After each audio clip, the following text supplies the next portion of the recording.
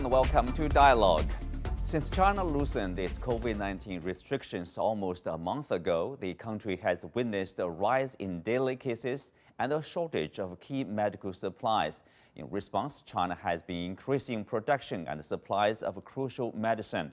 What's the latest situation on the ground, and how is China coping with the shortage of medical supplies, and what can we expect after restrictions are lifted for all inbound travelers starting from January the 8th? To help us answer these questions, I'm joined today by Wafa Al-Sadar, Professor of Epidemiology and Medicine at Columbia University, and Zung Ahmad Khan, Research Fellow at the Center for China and Globalization. That's our topic. I'm Xu Qinduo.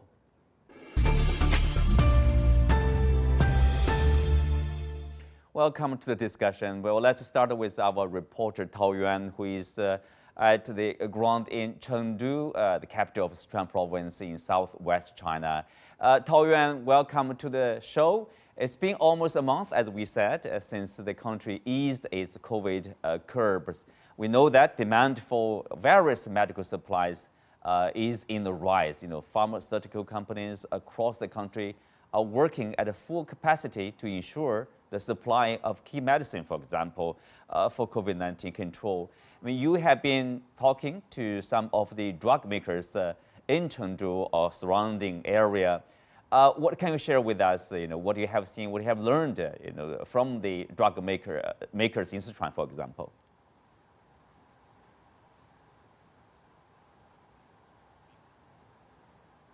So, Qinduo, Sichuan province is actually one of the hardest hit provinces in this round of outbreak. It is also one of a handful of provinces in China who are releasing their COVID infection data.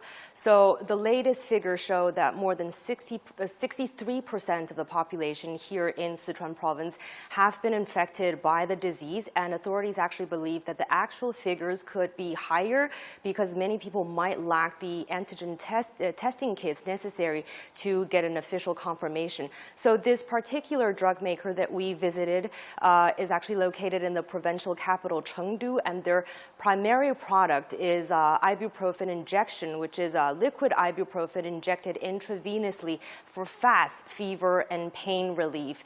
And they're actually one of only 3 companies in China who are qualified to make this drug, and they're the only one whose products are safe enough to be used on children. So naturally, they're seeing this surge in demand. For the past 2 weeks, Chen Jie and his colleagues have been working 12-hour shifts with few days off. His company in southwest China's Chengdu city is one of 3 drug makers in China qualified to make ibuprofen injection. He caught COVID early on, but had no time to rest. I was a little feverish and went home and slept for a night. I returned to work the second day. We were going full throttle. Everything was happening so fast. Every worker counted. As China eased its COVID restrictions, demands for ibuprofen have surged. Eastern Biopharmaceuticals is producing more than 10 times the ibuprofen injection as they used to before. Chen Jie and his co-workers rotate shifts, but the production line doesn't stop. We've halted the production of other products so we can go all in on the ibuprofen injection. Each dose is bottle inspected and labeled. At full capacity, the company can churn out more than 5 million doses of the drug each month. Still, there's a supply shortage. Until last week, our order numbers stood at more than 1.4 million doses, and the demand keeps growing. With China's Spring Festival travel rush just a week away, drug makers, including Easton, know their job is nowhere near over. Nobody is complaining. Our colleagues are all very responsible. They have one wish, and that is to boost our production to meet surging demand. That is our social responsibility as a pharmaceutical company.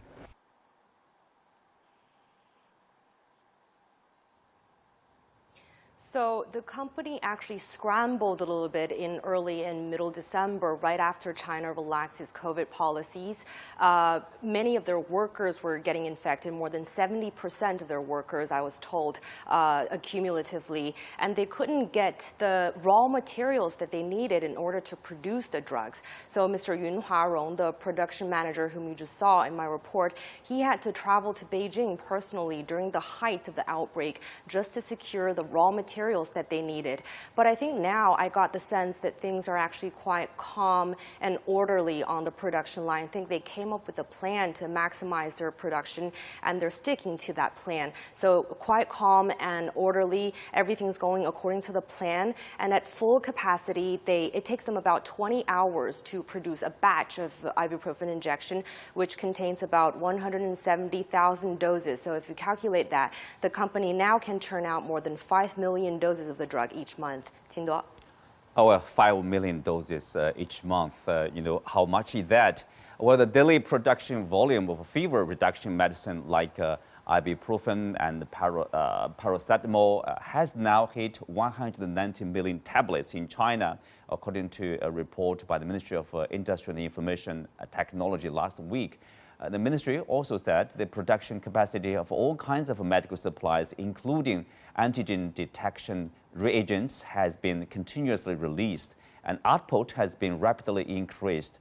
But soon, as we said, 5 million doses, let's say, but this is a large population. We are talking about China with a population of 1.4 billion people.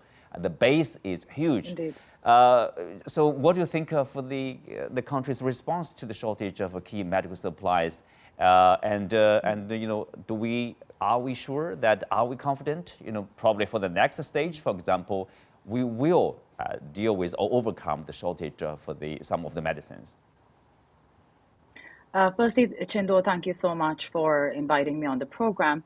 And I think the first question we need to ask ourselves is that when we observe the previous the cities, especially where I am based, and you're also Beijing, the speed, with which we started, obviously, in the beginning of December, there was a shortage. There were also some issues with people being able to, as the delivery people, for instance, they caught COVID.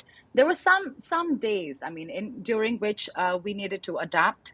But then within 2 weeks, within a week, the medicine supplies started recovering and the deliveries started improving. And today, we see 4 weeks from that point, right, that the city has fully recovered. So my first response to your question would be that, of course, there is no way to determine a country, 1.4 billion people, geographically, spread out, the speed at which different parts of China are getting COVID and when and how they will peak. It's something that is truly not fully predictable.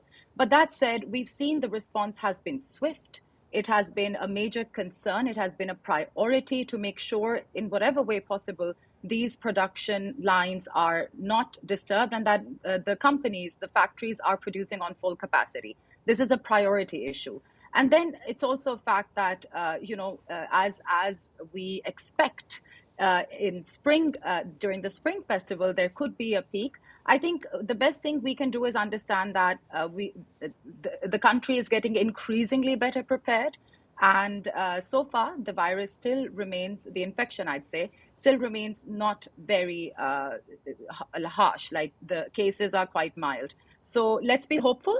And let's also see how the capacity that has been built in major cities that have been affected before and are now recovering or even recovered, how can that be relocated to regions that are still expected to peak?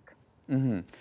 Well, Wafa, in New York, if you look at the response by different governments, different countries, in particular at the beginning of the opening of the society of the country, I guess it's a kind of like inevitable situation because there's a sudden surge of those infected, and sometimes the number could be maybe go beyond the expectation, let's say.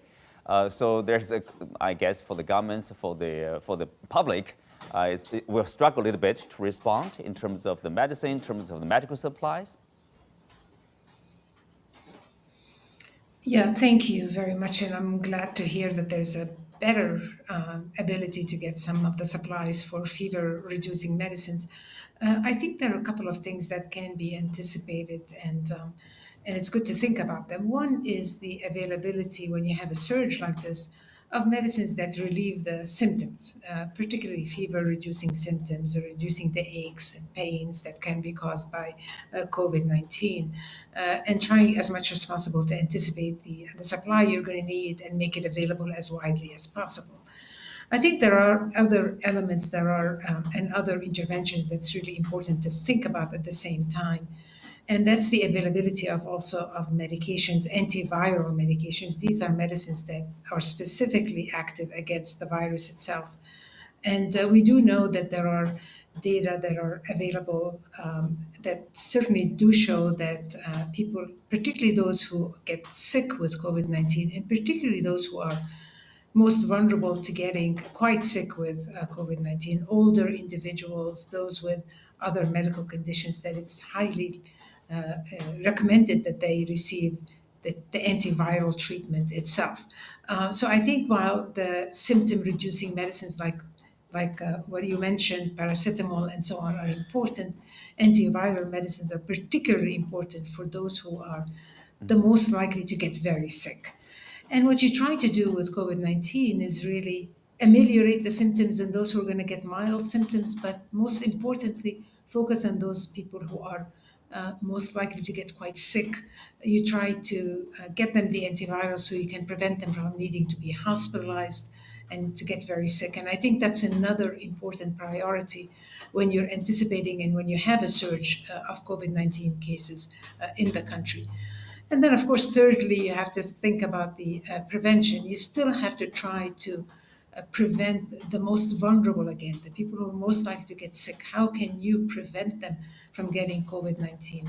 And that's where the role of vaccinations and booster doses comes in, and prioritizing those individuals to getting vaccinated if they've not been vaccinated, or to getting a booster dose if they have already been vaccinated. So there are multiple ways of thinking about responding to a surge of COVID-19.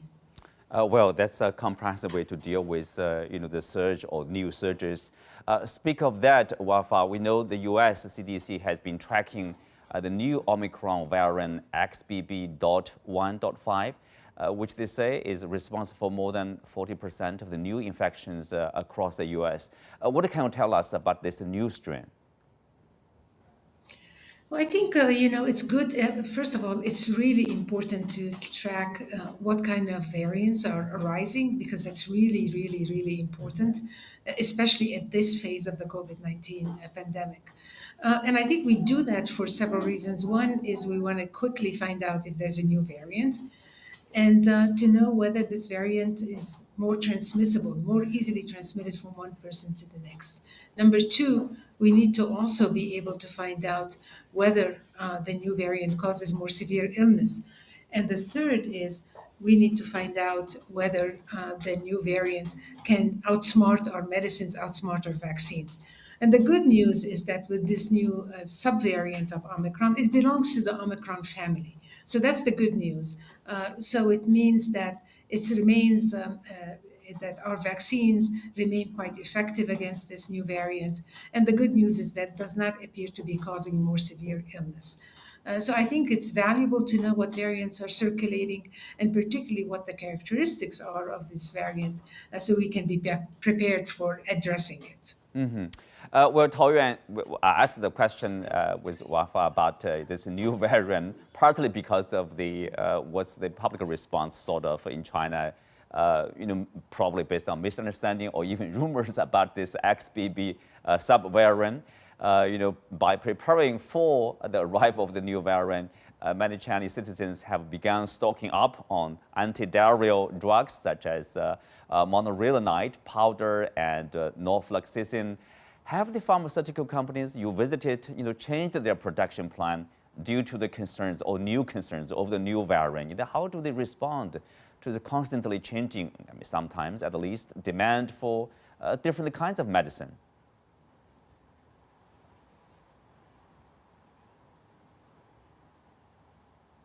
Right, Qingduo. So yes, the belief is circulating online that the new subvariant, the XBB, is more likely to attack the human stomach.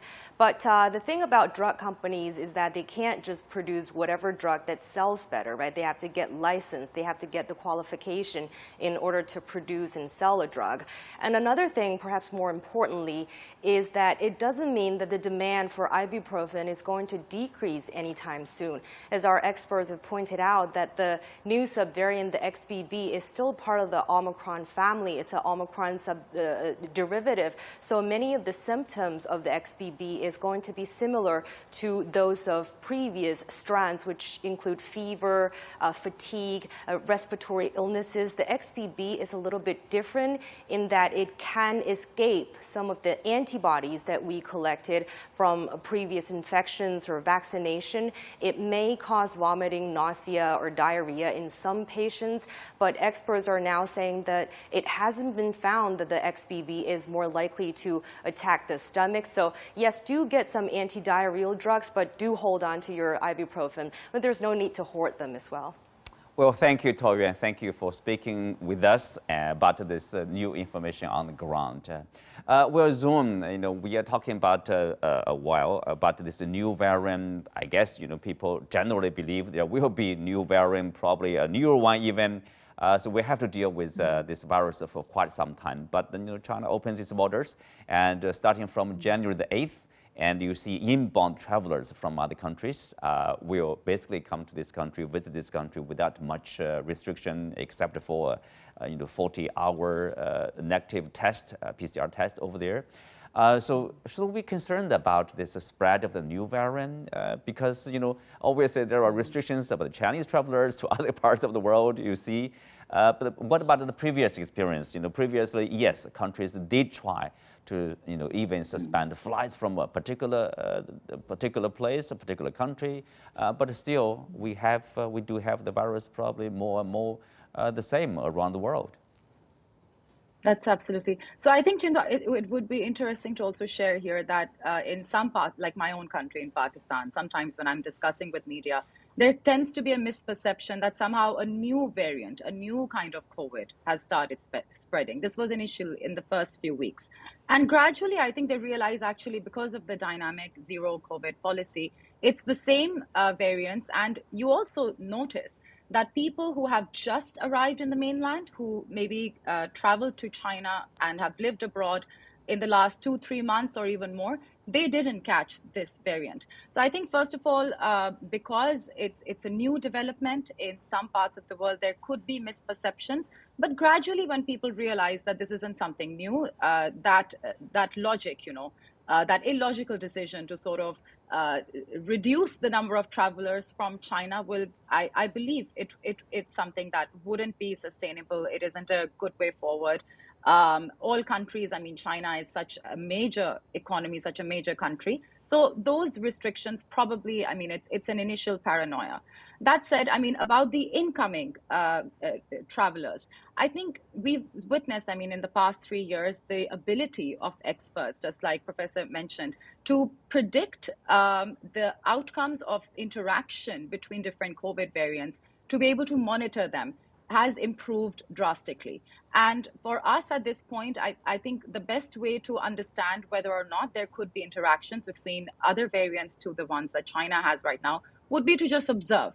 And this is something that the country is doing very effectively. For instance, the degree of symptoms is being monitored very well. Hospitals are being equipped with the required machinery, with the right expertise as well. Medicines are also being prioritized. So we see that just monitoring in the beginning could be the right policy. And then let's see, hopefully, even if there is a mutation or a change, can the current protocol, can the current capacity be enough to address that? I think that's something we can all make sure that experts are hoping, are keenly observing, ensuring that the preparation, the response is appropriate. Mm-hmm.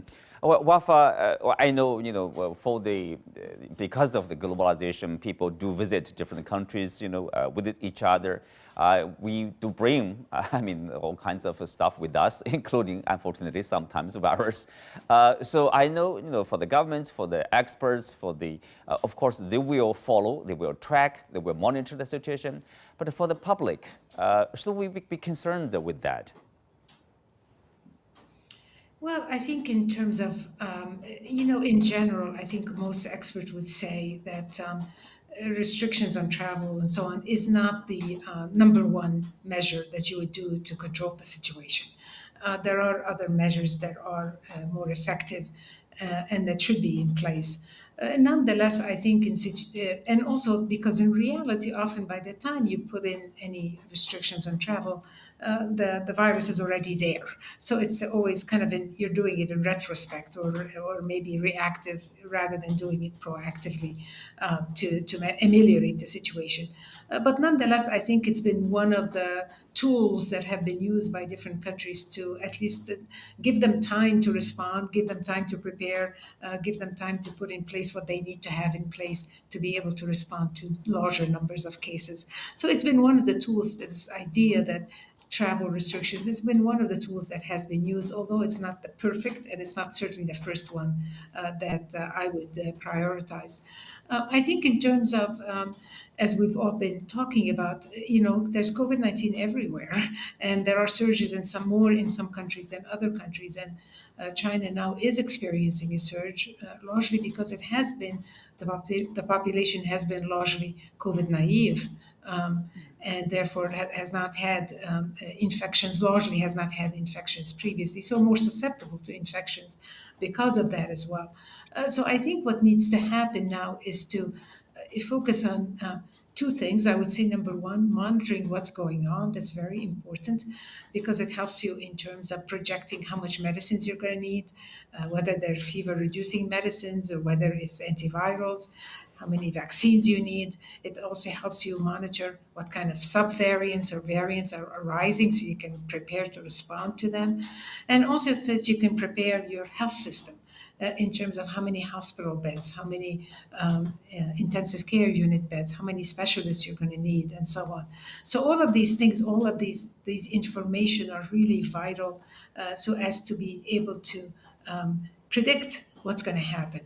No prediction is perfect, but nonetheless, predictions and modeling has been very useful in this pandemic with COVID-19 in terms of preparing populations, preparing health systems to respond to something that's likely to happen in the future. Mm-hmm. Well, if I speak of a prediction, sometimes we do that, of course, based on our research, sometimes based on our experience, for example. Based on the US experience, for example, often we see there's a surge after a holiday, for example, Thanksgiving or Christmas, people travel a lot. And then the Chinese situation, basically in more than 2 weeks' time, we will have the Spring Festival, the biggest festival in China. We are going to see, most of the people will say, there's a rebound of traveling. Millions of people will be on the move, basically, to visit their family, their parents, or some scenic spots. So basically, can we say this is natural? We are going to see a new surge or new wave after the festival? You are so right. This is what's been observed not just in the US, but all over the world. When you have mixing of populations, large numbers of people mixing with other numbers of people, as well as, of course, coming close contact with, getting together with family and loved ones, and being transported from one place to another. This is a situation where you are going to see, we are likely to see more transmissions. I think what can people do to minimize it? I think I would say probably, I always say make sure you are vaccinated and make sure you are boosted. We know that the amount of the response, the antibody response to the vaccines wanes over time. So even people who've been vaccinated a year ago or 2 years ago, they have to be and should be boosted because their protection has waned over time. That's normal, it wanes over time. So being sure to be vaccinated and boosted is really important. And then even using the simple things like in public settings, especially crowded public settings, using masking has been shown to be effective. And then using the testing. If you're going to be in contact with older family members who are more frail, more vulnerable. I recommend that people do get tested before they get together with older family members, sick family members, just to make sure if they're infected, they should not be in contact with them. So there are lots of things people can do to minimize the risk of more infections in a time when there's going to be a lot of movement of people, a lot of joyous reunions and so on. We can at least try to minimize the risk of infection, but most importantly, the risk for the vulnerable to get very sick. Yeah, to protect the vulnerable group of people. So Zoom, obviously, in his 2023 New Year address, Chinese President Xi Jinping said, China has now entered a new phase of COVID response where tough challenges remain. What do you see are these challenges in terms of the prevention, in terms of the treatment of the disease, because the virus, the different variant probably will be with us for a long time to come. Very true. I think, first of all, it's important to recognize that the time at which China has shifted, allowed the virus to sort of spread is a time when we have a variant that's not very harsh. We are able to treat it. The vaccination rates and also boosting number of people boosted is very high. So the level of preparedness that China has compared to perhaps any other country isn't really, it's much, much higher. That said, I think, of course, like Professor just mentioned, this has been a COVID-naive society. This is the first time that people are experiencing the virus. So we need to still be prepared to understand how it is affecting different segments of society, how are older populations being affected. I think that is also a new challenge to understand how vulnerable, what are the measures that need to be taken as the virus spreads, and also as in essence, as a result, the population becomes more COVID resilient. Secondly, of course, some challenges also have to do with recovery of the economy. And as we previously also discussed in the program, after this development, especially, all major predictions say that the economy will recover much faster. But that's going to be a process. I think this is something that maybe major policies, to help middle-sized businesses are already in place. That recovery, that economic recovery, is also a priority. So I think these are maybe major things. But that said, I feel this is a period where the world is dealing with the same virus. There will be changes, there will be new variants, and then we collectively can, think about better ways to confront it. Instead of, restricting movement between countries, the better way would be how can we collectively have protocols in place to help increase mobility. So challenges, I think people are prepared. I would also add that initially in Beijing, when the first wave of cases was experienced, there was relatively more caution. Okay, how will this play out? But we see that for most people, relatively severe symptoms were just for the first 2 days. And in a week, they get better. And in less than a month, in less than 3 weeks, in fact, the cities have recovered. So that's a positive development.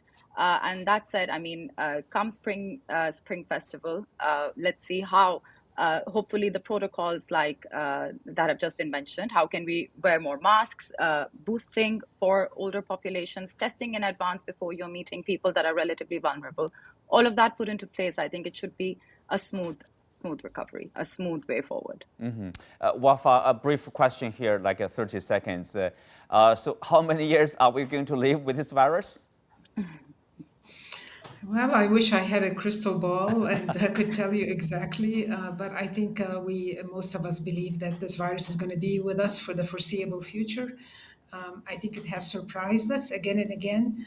We should not let down our guard. We should be doing the right research and surveillance to know what's going on and continue to do so, and to work very hard to be nimble and agile so we can be prepared. We can prepare to protect the most vulnerable amongst us, and be also prepared to try to get the population to appreciate that this will be with us for the long term, and we need to adjust, and we need to be nimble and be prepared. Well, with that, we come to the end of today's show. Many thanks to our guests. You can also find us on the CGTN app on YouTube. Thank you for being with us. I'm Xu Qinduo. See you next time.